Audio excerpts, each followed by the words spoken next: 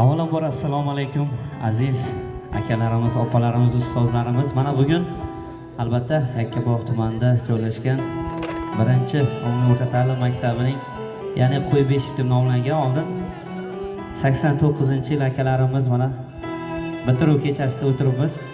Ilohim akalarimiz, opalarimiz ishlariga Alloh baraka berib, doimo sog' salomat bo'lib, mana shunday davrasidan hech qachon xato bo'lib, kam bo'lmasdan to'lib toshib yursinlar. Kelgusi ishlariga ham albatta oilasiga tinchlik, sog'lik, omonlik bo'lsin. Hammani xonadonida yaxshi kunlar bo'lsin deymiz.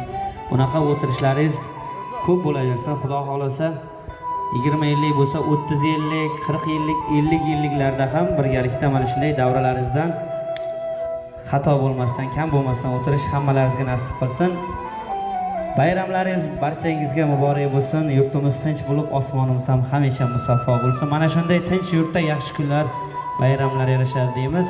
Albatta, davrani ochib berish uchun birinchi chiroyli tilaklar, yaxshi niyatlarga mana shu ustozlarimizni taklif etamiz. Ustozlarimizdan chiroyli dil izhorlarini mana shu akalarimizga, opalarimizga tilab qoladilar. Marhamat.